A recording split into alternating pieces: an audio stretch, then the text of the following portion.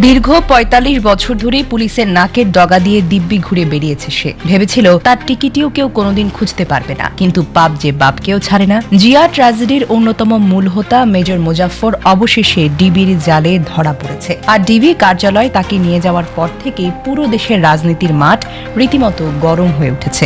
রাজনৈতিক বোদ্ধারা একেবারে বুক ফুলিয়ে দাবি করছেন মোজাফফরের ওপর যে লেভেলের ডিম থেরাপি চলছে তাতে সে সব সত্যই কিন্তু উগরে দিতে বাধ্য। আর সে মুখ খুললেই বেরিয়ে আসবে ১৯৮১ সালে সেই ভয়ঙ্কর ১৩ দিনের মাস্টার প্ল্যান। শেখ হাসিনার দেশে ফেরার ঠিক ১৩ দিনের মাথায় কিভাবে এক নিখুঁত ছকে জিয়াকে দুনিয়া থেকে সরিয়ে দেওয়া হলো, আর সেই ছকের মাস্টার মাইন্ড হিসেবে শেখ হাসিনা কিভাবে পেছন থেকে কলকাঠি নাড়লেন তার পুরো কাঁচা হিসেব এখন বের হয়ে আসবে। ২০২৪ সালে ক্ষমতা হারিয়ে ভারতে পালানো হাসিনা হয়তো খুনাক্ষরেও ভাবেননি ৪৫ বছর আগের পুরনো পাপ এভাবে তাকে আবারও নতুন করে তাড়া করবে। কারণ ২০২৬ সালের ১৬ জুলাইয়ের পর পরিস্থিতি একেবারেই ভিন্ন। বর্তমান প্রধানমন্ত্রী তারেক রহমান এখন পুরোপুরি অ্যাকশন মোডে আছেন। বাবার সাথে হওয়া সেই চরম বেইমানি আর অন্যায়ের বদলা নিতে তিনি যে কতটা মরিয়া তা মোজাফফরের গ্রেফতারে কিন্তু স্পষ্ট হয়ে গেছে। তারেকের এই জিরো টলারেন্স নীতি দেখে অনেকেই ধারণা করছেন হাসিনাকে ভারত থেকে টেনে এনে চূড়ান্ত শাস্তির ব্যবস্থা করা হবে। মোজাফফরের মুখে থেকে ঠিক কি কি তথ্য বেরিয়ে আসার অপেক্ষায় আছে, আর হাসিনাকে ঘিরে তারেক সরকারের পরবর্তী টার্গেট বা কি হবে, এখন সবার মুখে মুখে। রাজনীতির মাঠে একটা কথা খুব প্রচলিত, অতি চালাকের গলায় দড়ি। শেখ হাসিনার ক্ষেত্রেও ঠিক এমনটাই ঘটতে যাচ্ছে বলে মনে করছেন অনেক বোদ্ধারা। ইতিহাসের পাতা উল্টালে দেখা যায় জিয়াউর রহমান এক চরম উদারতার পরিচয় দিয়ে ভারতে নির্বাসিত হাসিনাকে দেশে ফেরার সুযোগ করে দিয়েছেন। ১৯৮১ সালের ১৭ মে দীর্ঘ প্রবাস জীবন শেষে ভারতের মাটি থেকে বাংলাদেশে পা রাখেন। কিন্তু এই চরম উদারতার প্রতিদানে হাসিনা যে এমন একটা ভয়ঙ্কর গোপন চক্রান্তের জাল বুনবেন সেটা তখন দেশের সাধারণ মানুষ খুনাক্ষরেও কল্পনা করতে পারেনি। হাসিনা দেশে ফেরার ঠিক ১৩ দিনের মাথায় অর্থাৎ ৩০ মে ঘটে যায় সেই মর্মান্তিক ঘটনা। দেশ হারায় আধুনিক বাংলাদেশের কারিগর এবং তৎকালীন রাষ্ট্রপতি জিয়াউর রহমানকে। এই ১৩ দিনের ব্যবধান কোনোভাবেই নিছক কোনো কাকতালীয় বিষয় না।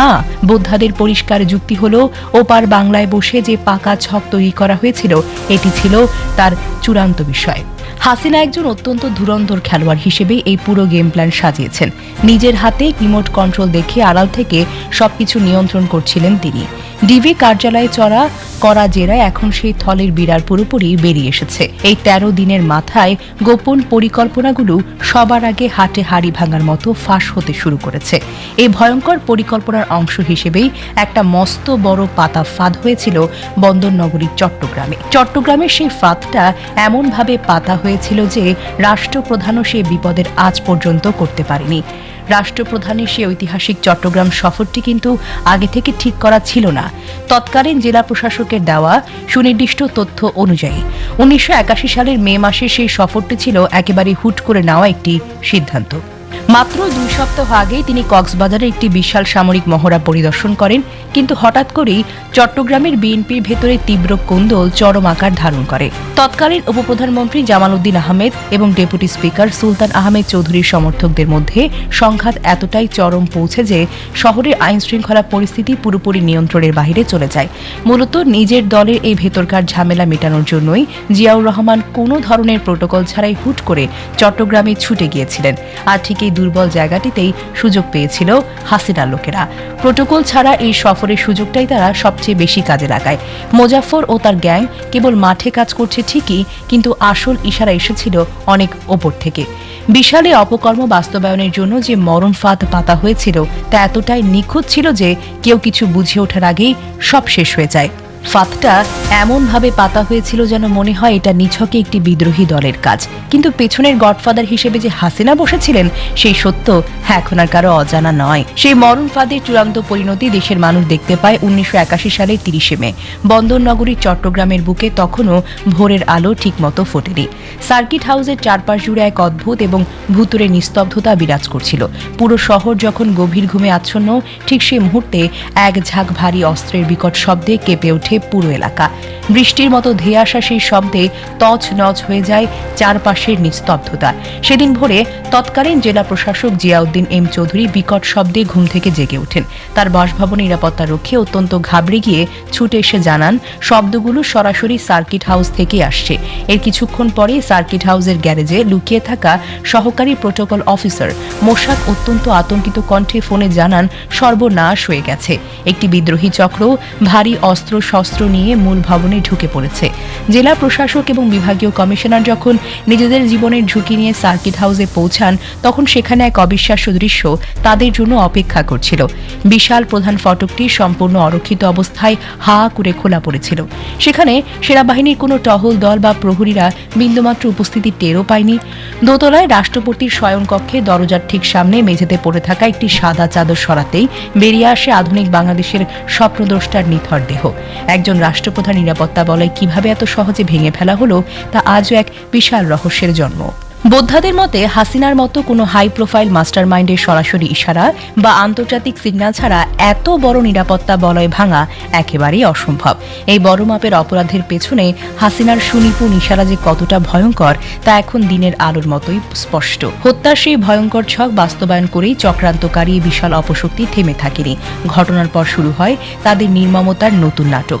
সকাল 8টা থেকে 9টার মধ্যে চক্রটির একটি বিশেষ দল আবার সার্কিট হাউসে ফিরে আসে। তারা রাষ্ট্রপতির নিথর দেহ একটি গাড়িতে তুলে নিয়ে যায় চট্টগ্রামের রাঙ্গুনিয়া এলাকায়। এক দুর্গম পাহাড়ি এলাকায় অত্যন্ত গোপনে এই দেহটা দাফন করা হয়, যাতে পৃথিবীর কেউ আর কোনোদিন সেটি খুঁজে না পায়। শহীদ জিয়ার বডি এখন সুকৌশলে গুম করার দায়িত্ব দেওয়া হয়েছিল এই মেজর মোজাফফরের ওপর, যেন ইতিহাসের পাতা এই নির্মম ট্র্যাজেডির প্রমাণটাকে চিরতরে মুছে ফেলতে পারে। এর মূল কারণ ছিল মাস্টার মাইন্ড হাসিনার নাম যেন চিরকাল আড়ালেই থাকে যায়। মোজাফফর ভেবেছিল পাহাড়ের গহীনে এই কুকীর্তি চিরকাল চাপা পড়ে থাকবে, কিন্তু তারা অহংকারের বশে ভুলে গিয়েছিল মানুষের হৃদয়ে স্থান পাওয়া কোনো নেতাকে মাটি চাপা দিয়ে মুছে ফেলা যায় না। পরবর্তীতে সেই দেহ উদ্ধার করে লাখো জনতার উপস্থিতিতে অত্যন্ত সম্মানজনকভাবে দাফন করা হয়। তবে পাপের শাস্তি যে একদিন পেতেই হবে সেটা আজ মোজাফফরের করুণ অবস্থা দেখলেই তো বোঝা যায়। প্রকৃতির বিচার যে কতটা নিখুঁত তা আজ দীর্ঘ ৪৫ বছর পর অক্ষরে অক্ষরে প্রমাণিত হচ্ছে। অন্যদিকে পাহাড়ের গহীনে যখন বডি গুম করার সেই মিশনটা চলছিল, ঠিক তখন আরেক প্রান্তে ঘটছিল বিশাল নাটক। অর্থাৎ ৩০শে মে ভোরে চট্টগ্রামের সার্কিট হাউসে যখন সেই মর্মান্তিক ঘটনা ঘটে, ঠিক সেই ভোরের আলোয় বোরকা পরে সম্পূর্ণ ছদ্মবেশে আখাউড়া সীমান্ত দিয়ে আবারও ভারতে পালিয়ে যাবার চেষ্টা করছিলেন স্বয়ং শেখ হাসিনা। কিন্তু সীমান্ত পার হওয়ার ঠিক আগ মুহূর্তে বর্ডার গার্ড এবং একজন তীক্ষ্ণ বুদ্ধিসম্পন্ন নারী পুলিশের তৎপরতায় তিনি হাতে নাতে ধরা পড়েন। একটি স্বাধীন দেশের প্রতিটি সচেতন নাগরিকের মনে একটি স্বাভাবিক প্রশ্ন জাগে, দেশের রাষ্ট্রপ্রধানের চিরবিদায়ের দিন ভোরেই কেন একজন রাজনৈতিক নেত্রীকে বোরকা পরে নিজের পরিচয় লুকিয়ে রাখতে হলো? এই একটা প্রমাণ পরিষ্কার ইঙ্গিত দেয় পুরো ঘটনার আগাম নকশা এবং সময়সূচি অত্যন্ত সুনির্দিষ্টভাবে হাসিনার টেবিল পর্যন্ত আগে থেকেই পৌঁছে গিয়েছিল। কাজ হাসিল হওয়ার আগে এর ঠিক পরপর নিজের পিঠ বাঁচাতে তিনি তড়িঘড়ি করে দেশ ছাড়ার চেষ্টা করছিলেন। কপাল খারাপ হলে যা হয় আর কি। এখন ডিবি কার্যালয়ে কড়া ডিম থেরাপিতে মোজাফফর যখন কেঁচো খুঁড়তে সাপের মতোই গোপন সত্যগুলো একে একে কবুল করবে, তখন হাসিনার আমলনামা পুরোপুরিভাবেই চূর্ণ হয়ে যাবে। এতদিন ছলে বলে পার হয়ে গেলেও এবার আর কোনোভাবেই ছাড় পাওয়ার তো সুযোগ নেই। সময়ের কাঁটা ঘুরে আজ ২০২৬ সাল। তখন দেশের ক্ষমতার মস্তদে বসেছে খোদ জিয়া পুত্র তারেক রহমান। বাবার মতে অদম্য সিংহ তিনি। বাবার সাথে হওয়া এত বড় অবিচার আর বেইমানি হিসাব তিনি কড়ায় গণ্ডায় বুঝে নেবেন, সেটাই তো স্বাভাবিক। মোজাফফরের জবানবন্দি পেয়েই জিয়ার মর্মান্তিক বিদায়ের সাথে হাসিনার জড়িত থাকার অভিযোগ একদম অফিসিয়ালি প্রমাণ হয়ে যায়। আর এর ফলে হাসিনার সর্বোচ্চ সাজা একেবারে কনফার্ম হয়ে যায়। ২০২৪ সালের তীব্র তোপের মুখে পড়ে ভারতে পালিয়ে গিয়ে হাসিনা হয়তো ভেবেছিলেন পাতালে লুকিয়ে থাকলেও তিনি চিরতরে নিস্তার পেয়ে যাবেন। কিন্তু বর্তমান সরকার এখন যে অ্যাকশন মোডে আছেন তাতে কপাল চাপড়ানো ছাড়া হাসিনার আর কোনো উপায় অবশিষ্ট নেই। বর্তমান সরকারের এই জিরো টলারেন্স নীতি পরিষ্কার বার্তা দেয়, অপরাধী যত প্রভাবশালী হোক না কেন শায়েস্তা করা হবেই হবে। ভারত থেকে হাসিনাকে যে কোনো মূল্যে ধরে এনে চূড়ান্ত শাস্তির রায় কার্যকর করার মাধ্যমে তারেক সাহেব যে একদম চরম বদলা নেবেন তা এখন শুধুই সময়ের ব্যাপার মাত্র।